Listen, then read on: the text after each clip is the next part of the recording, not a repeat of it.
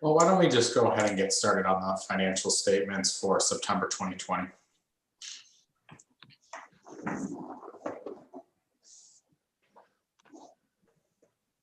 All right, so Lisa.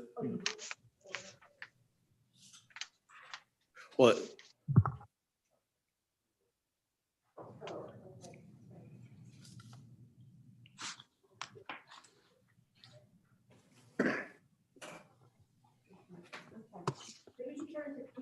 Turn your thing on.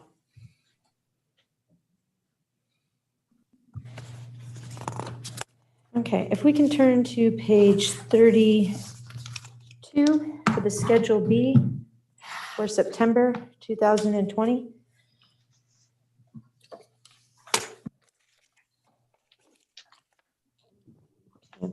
And this current month that that I'm presenting, we still had, our fares remained the same, so there was no change because we weren't charging fares at the time. But our total revenue was $21,400,959.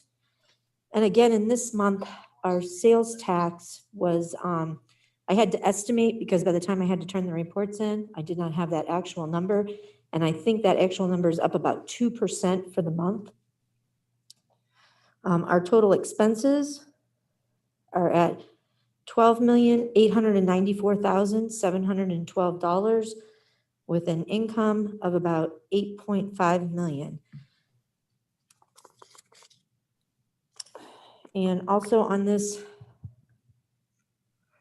the CARES Act is we've completely drawn that down. So that is part of the reason why we have such a large balance of $8.5 million.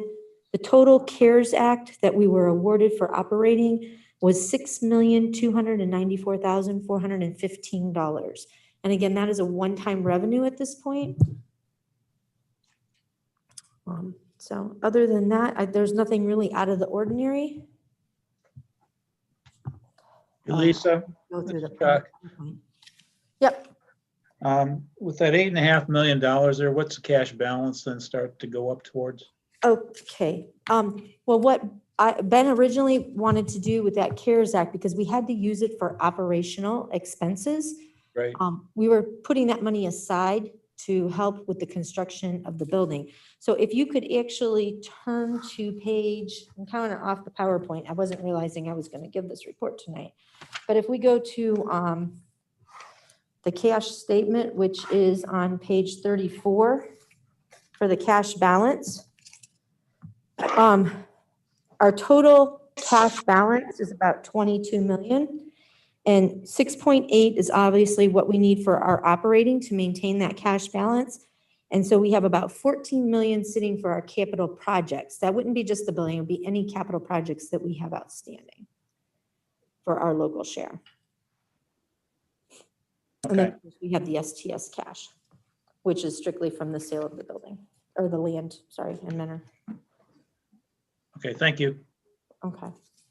So so we can go back to that slide, Ben, the pie chart. Yeah, so right here, you can kind of show you our capital needs for 2020, the federal being at 60% at $30,052,908.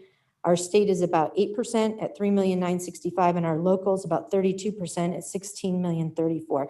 And again, in here are those electric buses and everything. We just haven't received those. I believe we're going to receive those around April of 2021. So, and we might even get some in January. I know there's some buses coming in that we'll be paying for them too. Thank you. Any other questions for Lisa? Seeing none, is there a motion to approve the financial statement for September 2020 subject to audit?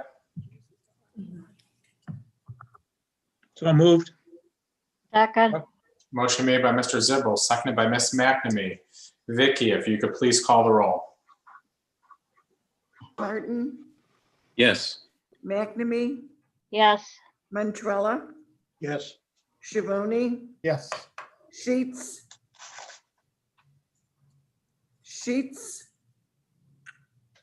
Spence, Yes. Zibble. Yes. Thank you, everyone. And Ben, are you going to do the next presentation about the implant inspector? I'm actually going to turn that over to Andrea. Great, thank you. All right, good evening, everyone. So tonight I'll be talking to you about our request to approve a contract for an implant bus inspector. Next slide. I don't have the clicker. Okay, so hiring an implant bus inspector is actually required per Title 49 of the Code of Federal Regulations for any rolling stock procurement of 11 or more buses. And I'm sure the board will remember back in May and June, you gave us the permission to purchase 17 buses from New Flyer of America. Those buses are going to be manufactured at their plant in Anniston, Alabama, beginning in January of 21. Next slide.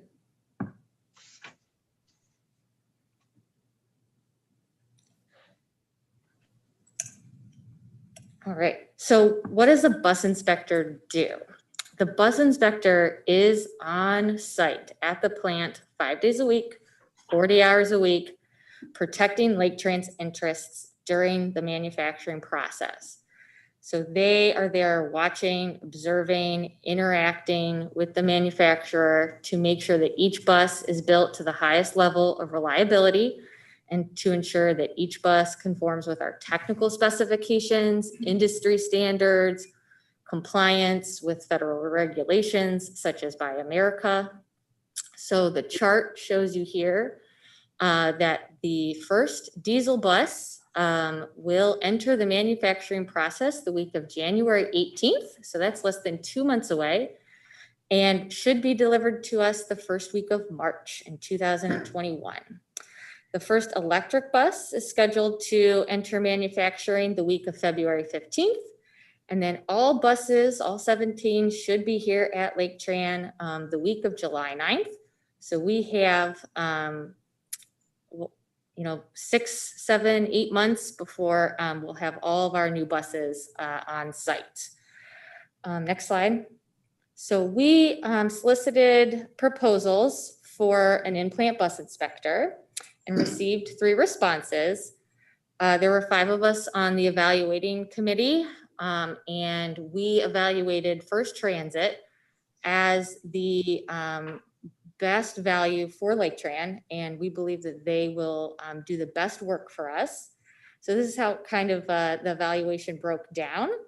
But you'll see that First Transit is the highest price, but we still believe that this is the best value for Laketran. And next slide, and I will discuss that. So First Transit is the big name in the game in this particular industry. And they have performed over 5,700 individual bus inspections at New Flyer alone, and over 41,000 between all vehicle manufacturers. First Transit also has experience with performing bus inspections on battery electric buses, which the other proposers did not have as much experience.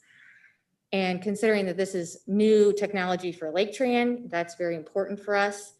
And because Laketran will not be in Anniston every day and the inspector will, it's important that communication between the inspector and Laketran is very fluid. It's got to be very robust. And First Transit has a very robust electronic web-based communication tool in which the inspector can upload daily and weekly reports and pictures. So we can have a lot of communication with them about how our buses are being manufactured.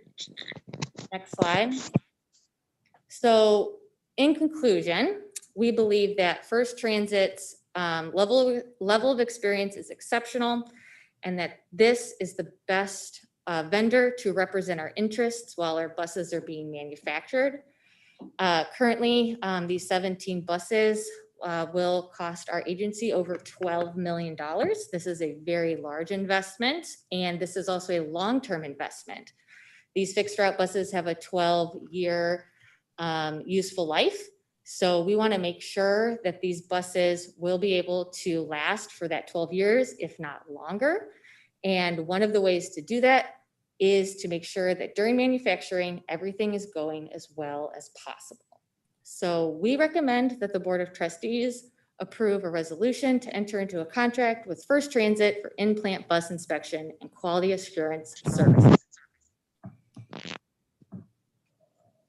And I'll take any questions. Hey, Andrea, I'm just curious. This is Chuck. I'm just curious, what, is this a team of people that go to the plant and do the inspection, or is it a single person?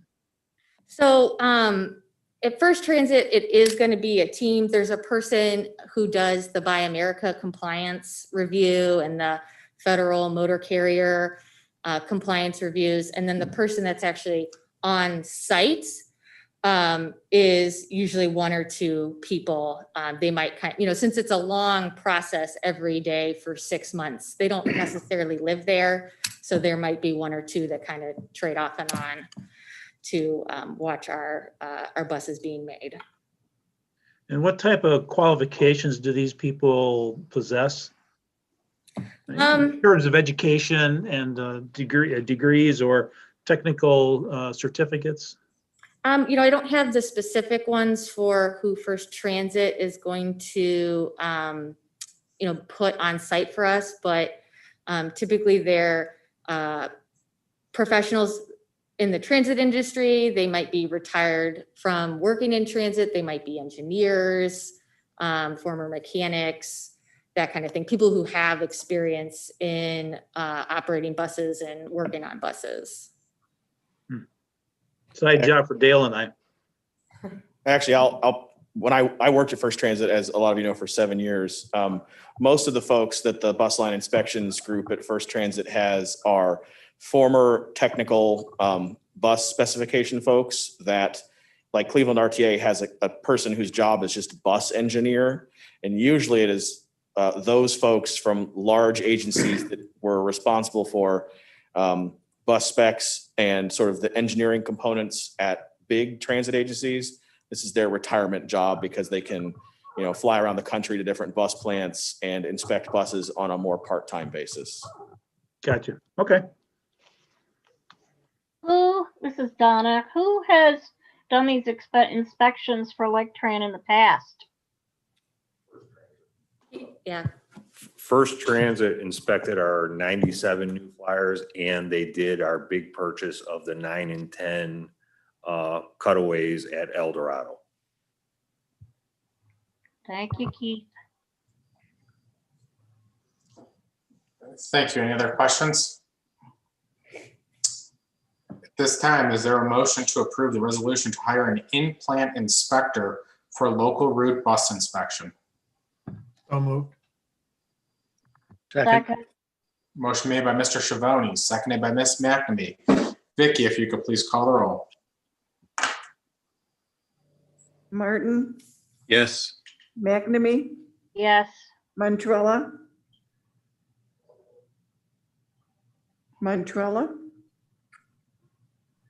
Schiavone, Yes. Sheets, Yes. Spence, yes, Zibble. Yes. Okay, our next item is to talk about diesel and gasoline purchasing authority. Turn this one over to Keith. Okay, I'm here to ask the board for a pre-award approval for the CEO to enter into a contract for gasoline and diesel fuel for 2021. As Lisa mentioned before, Akron Metro is running this procurement. We're joining Akron Metro, PARTA, SARTA, WRTA, and Medina. Our invitation for bid went out November 12th, and the bids are due December 9th, right in between our two board meetings.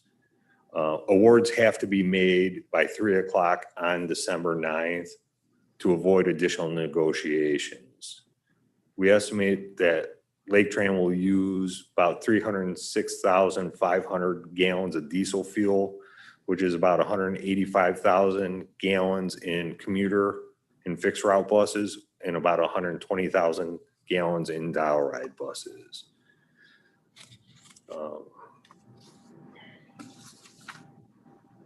For gasoline, we estimate that we're going to use 105,000 gallons of gasoline in our growing dial-ride fleet. Right now, there's currently 19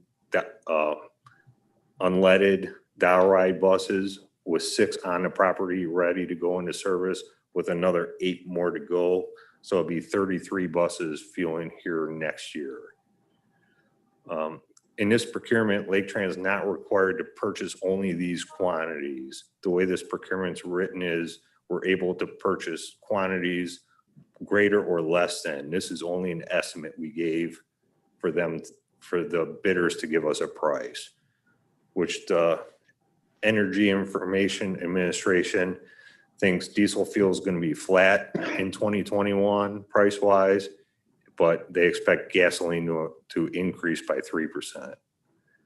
So Laketran has benefited from contracting diesel fuel or fuel purchases annually. First, financially, by purchasing below retail pricing. It's helped to keep constant expense throughout the year without all the normal peaks and valleys in price rises or drops. It's eliminated having to get 3 quotes and all the labor is going with that for every fuel purchase. In a normal year, it's not uncommon for us to make 55 purchases a year. And if there's a problem with a bad load of fuel, which we've had in the past, it's easier to start corrective action because we can identify exactly where the fuel came from. So I'm asking the board to approve the CEO to enter this contract on December 9th. And then this is our history in 2020 of what the market price was versus what we paid. So you can see that it was beneficial to us for the entire year. So this is an agreement that we feel very good about. The only weird part is, as Keith mentioned, is we have to get approval from the board in advance. The award of this contract is very time sensitive, and it always has been. It has to be approved very quickly, or not very quickly, but at the required time frame to get the best price.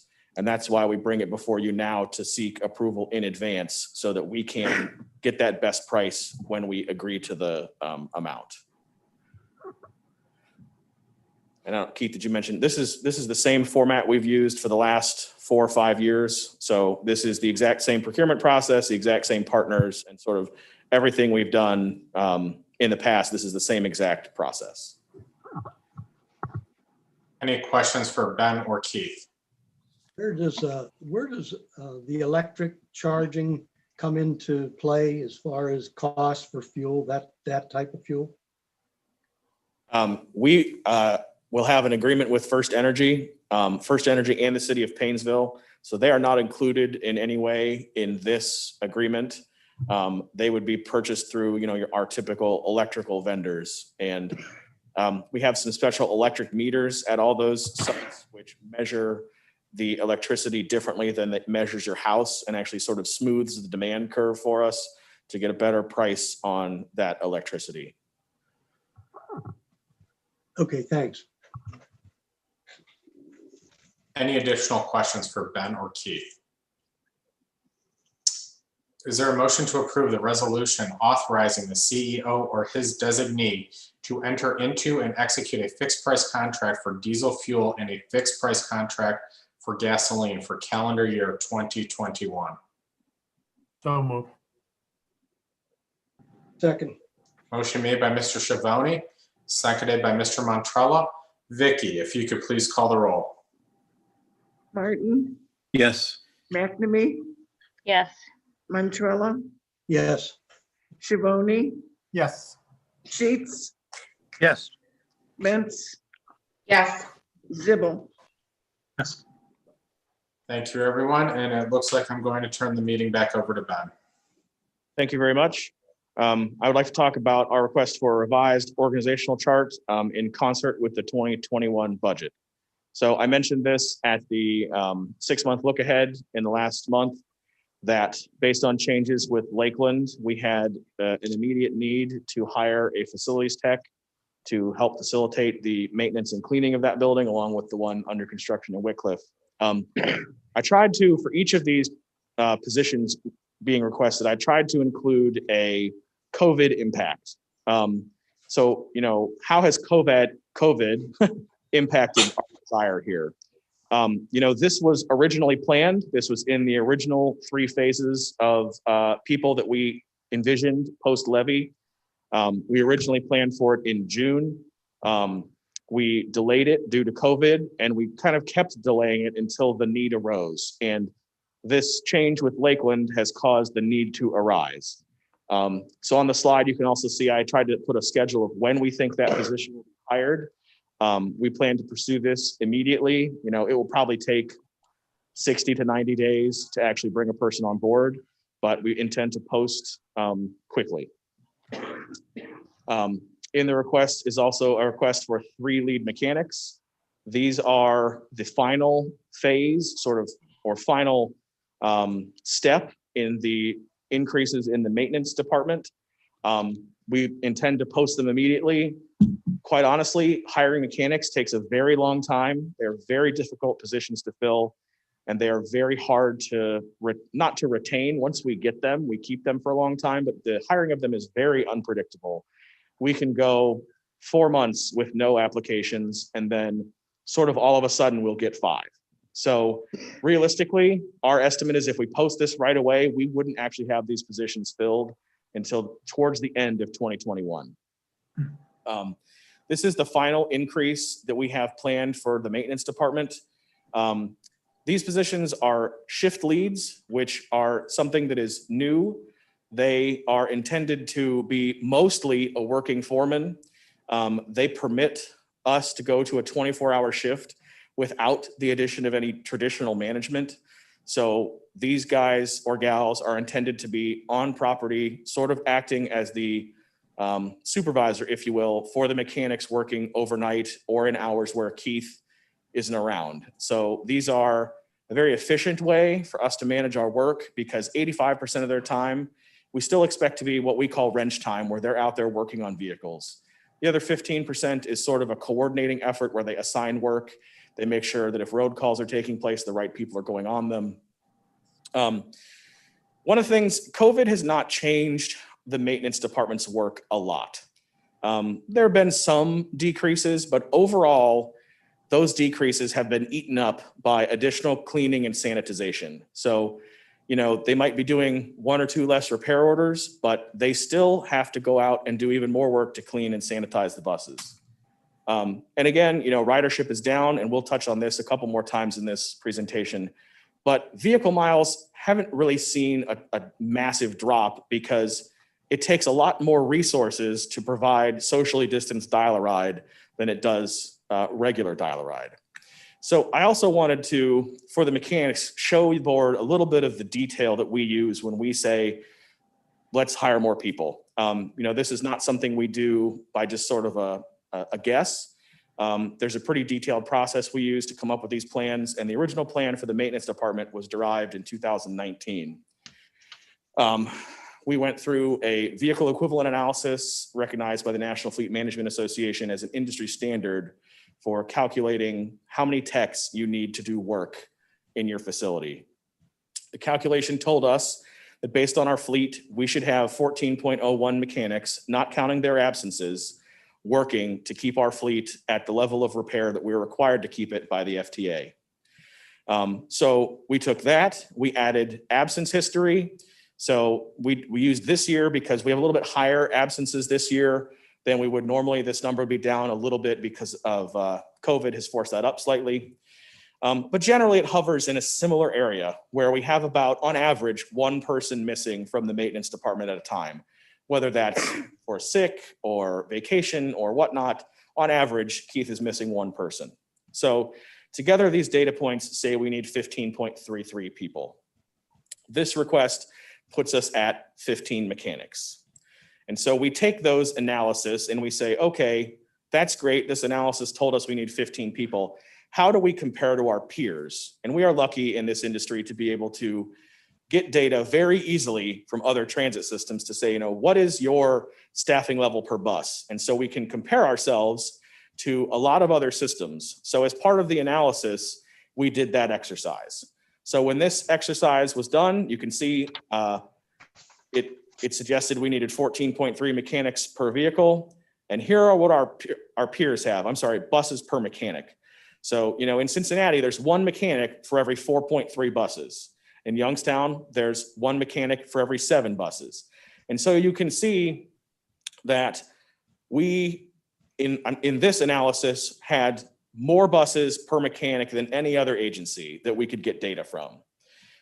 We were behind. When this review was done, we were sending a lot of work to outside services, or repairs weren't getting done as quickly as the feds say they should be done. So when we looked at this review, or the National Fleet Standards Review, and this data, it sort of agreed that we needed more people. And, Keith has felt that in his department. It's not just reports saying we need it, but it is, the experience of him and his team. So with the addition requested tonight, we would have one mechanic per 9.4 vehicles. So you can see we still are more efficient and more effective than our peers in terms of how many mechanics we need to maintain our buses. So we are still in a very good place based on our fleet size. I will say the only two that are really higher than us would be Parda in Kent and Seat in Zanesville. And that is because they have a smaller fleet size. So as the fleet size shrinks and the number of mechanics is compared, it makes much larger swings. The next position is one dispatcher. We expect to post this in Q1 or Q2 of 2021 with training complete towards the end of 2021. We have had to move dispatchers to our scheduling department because everything we do in Dial-A-Ride over the last 30 years has been purely focused on efficiency and making sure the most people per bus were out there. The software is driven that way. Everything in our industry is built for maximizing efficiency. And it is actually harder to socially distance people from a scheduling perspective than it is to use our normal systems. So we have had to spend more manpower to make sure people are properly socially distanced. So again, this position was planned pre-COVID, and COVID has shifted the need sort of from scheduling to dispatch, but there is still a need in the department. And this will be the last request for additional staff in that department for the foreseeable future. Full and part-time drivers. This is a difficult one. We put it in here so that we had the best or the worst case budget we could present, and sort of wanted to be also ready for if there is a change in COVID.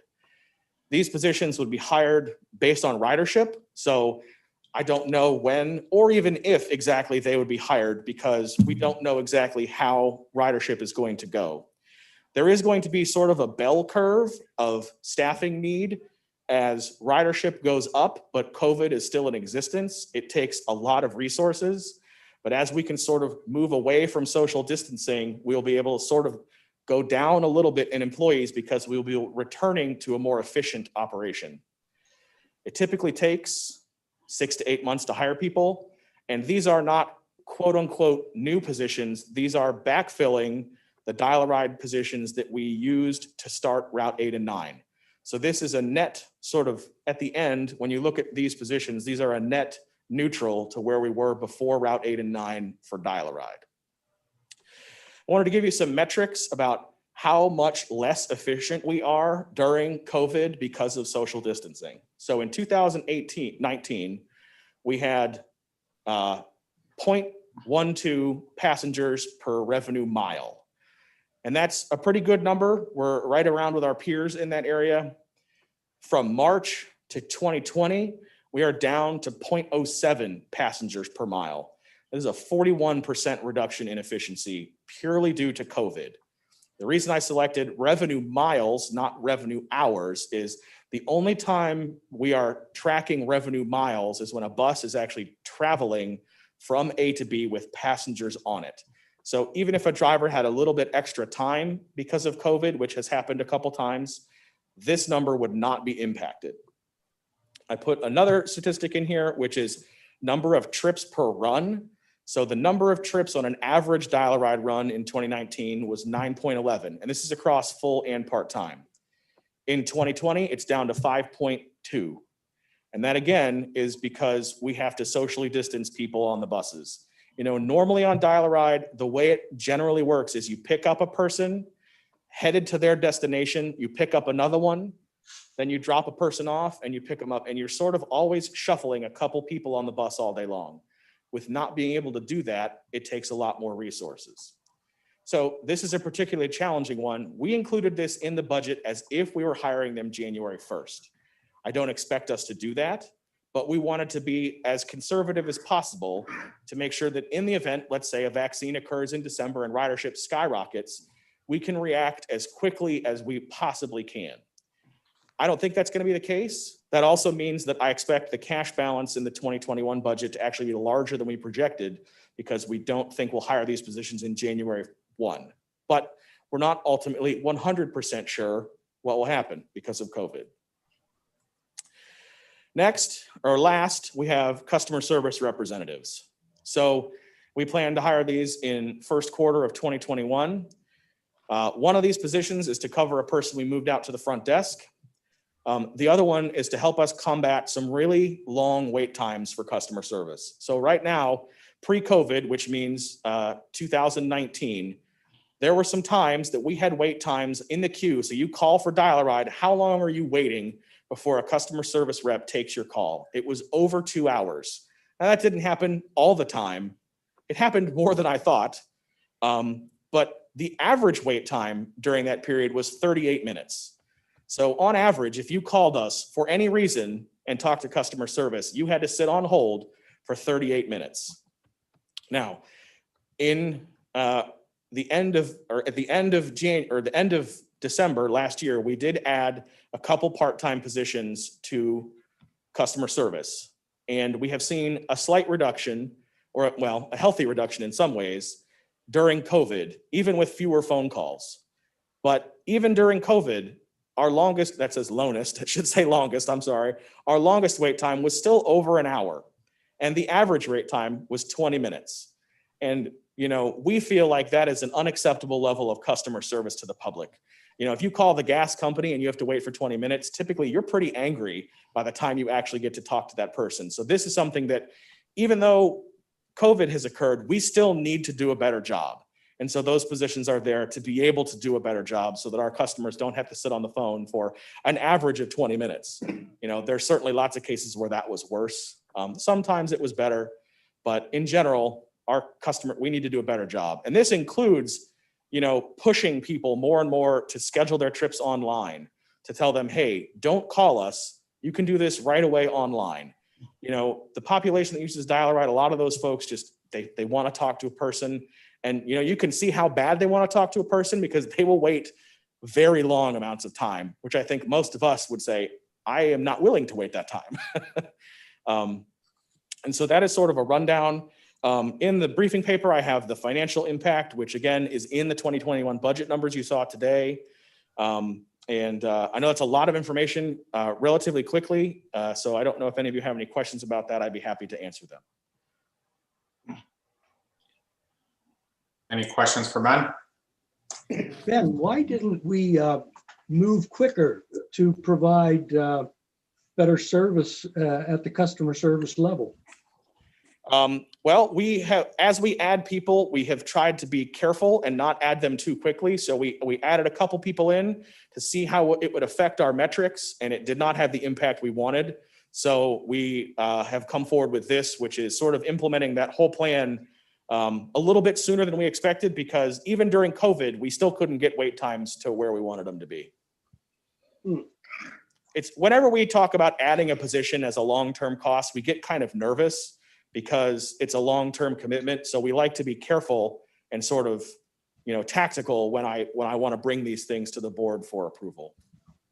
Yeah, I'm just surprised, I guess, that, and I don't know how difficult it is to even get part-time into that type of a position. But to have those wait times, and that's been going on for a year, so that's outstanding. That's wild. I'm so very surprised. Yeah, we've had a lot more trouble hiring part-time people for that job than we expected. That is our lowest paying job, and the people that we've hired have been a little more transient in nature for part-time, where they sort of come and go more frequently, which is why we have these jobs in here as full-time, because it does take, there's a lot of complexity and rules that go into scheduling for dial-a-ride. So to invest all that training and then have people leave, it's been very frustrating. And, it has resulted in seeing these wait times higher than we would like them to be. Okay, thank you. No, I got a question. So someone waits an hour. Is that because there's so many calls coming in they're trying to schedule that you get stuck waiting an hour for talk to somebody? It's a combination of the volume of calls and that some of the calls for scheduling can be a little longer. So it might tie up a customer service representative's time for 10 minutes. And, if they have 5 or 6 of those in the queue, it can take a while. So it's a challenge. And Callback. We do have a callback feature. Those numbers are not included in here. So if you call us, you can push a button where we will return a call to you. And that is an option people have, and we still have people waiting these amounts of time on the phone. Okay, then it's on them. And this is Donna. I just wanted to comment a couple of things. I've had this experience myself. It has been significantly better than it was pre-COVID. That said, one thing I would like to caution Laketran about not doing. As I have traveled around the country and used other systems, dial-a-ride type paratransit services, and had to make phone calls to schedule my transportation. Please don't ever limit the CSRs how much time they can spend on a phone call. Because when you do that, it becomes another frustration on the part of the passengers. I have actually been told, well, they've already used their time to schedule my first round trip. Therefore, they have no more time. I'll have to call back and get in the queue again to finish scheduling if I want things for any other days. And that's something that I hope would never happen with Laketran. That is a nightmare unto itself and really ticks passengers off if they end up sitting there and they manage to get part of what they want scheduled, but not all of it. And the other comment I have is, I think as time goes on, as more of our younger population comes in line, we are going to see more use of the online system for requesting rides that then staff will schedule and we can go back in and see the result. But right now, I think if you look at the age of our population, there's probably so many older people doing this. I mean, the very elderly, that their rides are not getting scheduled for through the online system, but it's more CSRs. Yeah, the first thing you mentioned was not on our radar as even a thing to consider, so you don't have to worry about that. I'm glad, because that is just a disaster. I can't imagine waiting 20 minutes and then being told to call back. I would be very upset by that. Well, you wait 20 minutes, you get one ride scheduled, and they tell you, well, I've already spent the time I can spend on this call, so you'll have to call back, and they disconnect you. That is not in our forecast. I am very glad to hear that. I mean, what is it has improved, but we still have a ways to go. But I have to say too, our CSRs are very thorough and repeating things back as many times as they are asked to or feel they need to based on how they've gotten to know the customers. And I think in the long term, sometimes more time spent up front to make sure they've served the customer well, that is more important than how much time it's taken them to do it.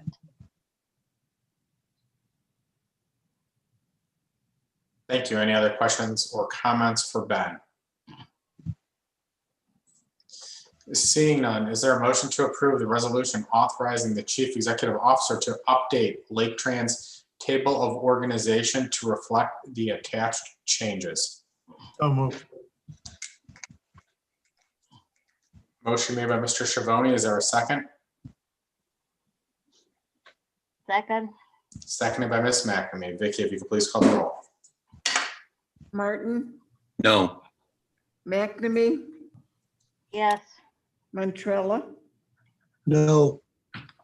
Schiavone, Yes. Sheets, No. Spence, yes, Zibble. Yes. Thank you, everyone. We will go on to the next resolution about security services.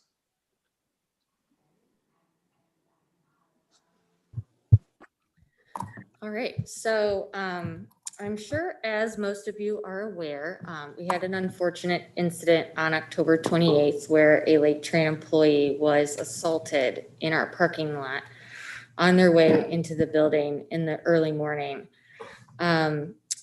According to the Lake County Sheriff's Office, Lake County has seen a large increase in stolen vehicles and carjacking. So in response to this incident, we hired off-duty officers from the Sheriff's Department from October 29th until November 14th to provide a security presence at Laketran during the early mornings.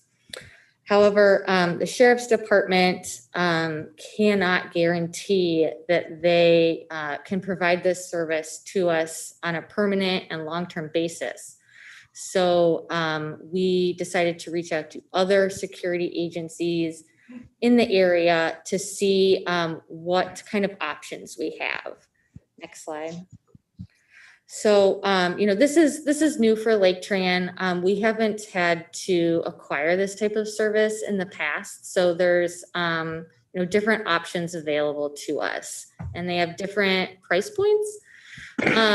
We did reach out, as I said, to the Lake County Sheriff's Department and the Mentor Police Department, because we are outside of Mentor's jurisdiction. They are not able to provide an off-duty officer for us, and the Lake County Sheriff can't commit to a long-term agreement because this is it's a voluntary thing that their officers do. So it could be haphazard and not continuous. So there's 3 security agencies that we received quotes from. And we have decided and evaluated Tenable as the best option for Laketran. Again, this is, the most costly option that is here, but we believe that it's the best option for Laketran because Tenable can provide an off-duty police officer. So this person is trained in law enforcement. They will be armed, but they have all the training that goes to back up being a police officer, and they will be in a marked vehicle. And we, believe that this is really the best and safest option for our employees. So it provided costs through the end of the year and then through the end of April in 2021. Next slide. So Tenable Protective Service employs off-duty law enforcement officers from the whole Northeast Ohio region, which we believe Laketran will give Laketran the safest environment for our employees. So we've reached out to them. They would tentatively provide service to us from 3:30 a.m. to 8 a.m. Monday through Friday, and then 6 a.m. to 8 a.m. on Saturdays to cover that kind of early morning hours when there are not a lot of people around, the same kind of hours in which our employee was attacked. So Laketran is asking the Board of Trustees to approve a resolution to enter into a contract with Tenable Protective Service at a cost not to exceed $50,000. Are there any questions? Yeah, Is I it- got a question. Just the armed security, those people are not trained in anything, but they're they're- carrying a weapon? They're trained, but they are not police officers. So we did not believe that that was the best option for Laketran. Also, this is new to us. And so this is a short-term agreement that would end in April. So we still want to evaluate what services we may or may not need really long-term. But in the interim, we were seeking an off-duty police officer of some sort. And I don't know if this will be a solution that we need long-term or if this is the solution for long-term. But, this is certainly on the top of awareness for all our employees. And so we wanted to be able to tell our employees that we had hired, a person that was well-trained and qualified temporarily. Mhm. And have you by chance had any conversations with other transit systems in Ohio? Not necessarily the large ones, because I know they do have security, but those more in line with Laketran, for example, PARTA, have they experienced this kind of thing, and how are they handling it? The answer varies quite a bit. You mentioned PARTA, they have a campus police department that handles most of their issues because most of them are on the college campus. Akron Metro is probably the closest to us in a scenario like this. They employ their own actual law enforcement officer, which I don't think is where we would end up going. I think there's too much liability risk involved with that. But it varies, so a lot of transit systems employ some form of security service at transit centers and their headquarters. So it's very sort of local in nature, all the way up to Cleveland RTA, which has 144 employees in their police department. So there's a lot of variety.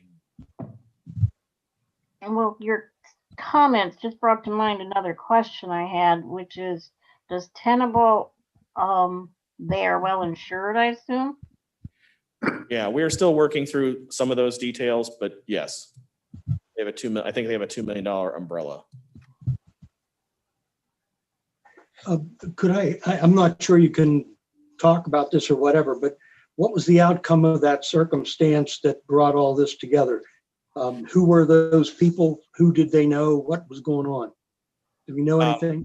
My understanding from the sheriff's department is that those were people from the Cleveland area, and it was a pattern that groups of teens were coming out of the Cleveland area. I can't say specifically where in Cleveland, and were carjacking people in the suburbs. So they had I don't think it was the same exact people. The sheriff's office didn't tell us, but there were a number of incidents pretty rapidly in this area at the same time. So they didn't have any relation to any of our employees.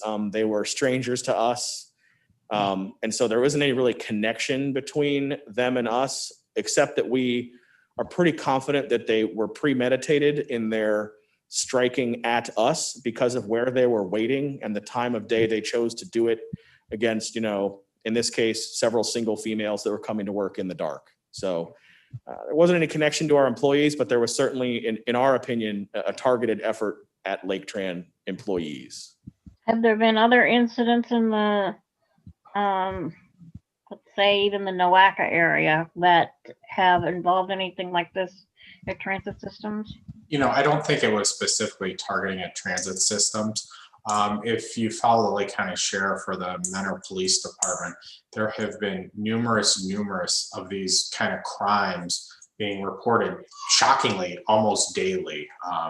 It's just something that we have to contend with right now as a societal issue. I don't know if there's anything else, Brandon, you think that's important to add to this. Yeah, no, guys, it's clearly occurring rather frequently, as Brian mentioned. And it's one of these situations right now where I think we just all have to be very cautious. This still is an active criminal investigation. So to the extent that any of us opine on it or discuss it, just always be mindful of that. But Other than that, we're faced with this every day. It's happening more and more frequently. Brandon, broadly speaking, are they succeeding in apprehending these people? Well, it's hard to say. It seems as though some of those efforts have proven fruitful, but a lot of them, a lot of these folks are minors, and that's all the information that I have. Perhaps, like thought, do we do background checks on our employees to any degree? Yeah, we do a very thorough background check. To be able to transport people with disabilities, we are required to do several types of background checks and keep those up to date as time goes on. And there are some very specific offenses that disqualify an employee from working here that we've actually had to tell employees that we, might have thought they were good candidates, but they could have had a thing in their past 20 years ago that disqualifies them from being an employee for us. Okay, thank you. Any other questions for Ben? Oh, sorry, Chuck, go ahead. That's okay. Ben, the officers that the tenable hires, which, do they just come from random communities in Northeast Ohio area, or, and where I'm headed with this is if they come from outside of Lake County, what type of policing authority do they have in Lake County? They come from all over the place. Unless they're ultimately in, a sheriff's deputy for Lake County, they would be the only ones that have the technical jurisdiction over us. But the reason we thought an off-duty police officer was the best scenario is that, police officers attain a much higher level of training than any other type of security. So our decision was based on the level of training and sort of confidence we had in the fact that they are a police officer versus, someone who's paid $12 an hour with a gun through a security service. Will you have any say once they're hired? Like if you get someone that you decide, no, this is not a good fit, you need to go back to them and ask for someone else. Do you have that kind of leeway with these people? I could possibly jump in here. Yes, the contract we're working on right now does allow us that opportunity. We have to be comfortable with whoever it is they provide. I think the other important factor to consider here is they perform a security function for us. So they don't have the power and authority to make arrests necessarily. They would contact local law enforcement to actually proceed with any arrests that were to be made. They're again, a security and protective service first and foremost. And the hope is that when they're around, of course, that they provide a layer of protection such that criminals wouldn't want to engage in further criminal activity as a result of their presence. Oh, well, I'm glad to hear that. And I did assume that they had no power to arrest. And we may, after we go through getting some experience with this type of service, we may come back in April and say, a number of things, which are, hey, we don't think we need it at all, or, we recommend a lower level person, or, the intention of this, especially in this time period, is to give us time to decide what we think the best long-term solution is. So we felt for the interim, this was a good sort of middle ground. And what hours are you considering this? They're 3:30 a.m. to 8 a.m. And that's mainly because those are the times that people are most vulnerable when coming to work for us. If you're leaving, you're already in the building in a safe place. And if you, feel unsafe, we can provide you an escort at the end of the day, much more easier than when you're arriving, in the dark. And especially at 5:30 or 4 o'clock in the morning, there are a lot fewer people here in general to even, kind of be on the lookout. Any other questions for Ben on this topic? I have one more question. Will this individual be basically patrolling the grounds? And are there any vehicles that would be remaining outside at the moment that could also be vulnerable? I mean, they will be patrolling the grounds during the hours they're here. I'm not sure, if you're asking about vehicles that would be vulnerable, you mean like employees' cars that could be broken into during business hours? No, I was thinking Laketran owned vehicles. No, they're all stored securely behind the fence. Okay. Is there a motion to approve a resolution authorizing the CEO or his designee to enter into and execute an agreement with Tenable Protective Services? So moved. Second. Motion made by Ms. McNamee, seconded by Mr. Schiavone. Vicky, if you could please call the roll. Martin, Yes. McNamee, Yes. Mantrella, Yes. Shivani, Yes. Sheets, Yes. Spence, yes, Zibble. Yes. Thank you, everyone. And at this time, I'll turn the meeting back over to Ben for the 6-month look ahead. Yeah, so I will be quick. There are not very many changes on here. Next month, we expect to approve the meeting schedule for 2021, approve the capital and operating budget, and then routinely, we expect to approve the permitted banks that Laketran can use to do business with. And we request approval for an extension of the Deepwood vehicle detailing contract for 1 additional year. For January, we're expecting to see Keith talk about the kind of a recap of propane versus diesel. We have some good data now we'd like to share with you about, why propane is a good thing. February, we have an approval request for our driver uniforms. This is a routine process. We go through about every 3 years. We will do a full procurement to get uniforms for the bus drivers.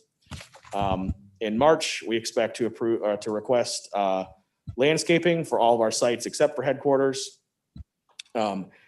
April, we currently have scheduled for the renovation, HQ renovation and bid a contract award that could move or change, as we all know from our discussion today. And looking out at May, we currently don't have any items that we know of for May. I'm sure some things will show up, but we currently don't have any planned. Great. Any questions for Ben? Seeing none. And I believe if I read your email correctly, Ben, we are going to be skipping the director's reports. Yes, they are here available if anybody had any questions, but in light of time, I thought that was a prudent plan. Any old business in the room? Any new business? At this time, is there a motion to adjourn today's Board of Trustees meeting? so moved, Second. Motion made by Ms. Spence, seconded by Mr. Schiavone. Vicky, if you could please call the roll. Martin, Yes. McNamee, Yes. Mantrella, Yes. Mantrella, Yes. Shivani, Yes. Sheets, Yes. Spence, yes. Zibble. Yes. Well, thank you, everyone. We are adjourned at a record-setting 6:50 p.m. And I hope everyone has a wonderful and happy Thanksgiving. You too. Thanks. Thank you, you too. All right. Thank you. Happy Thanksgiving, everyone.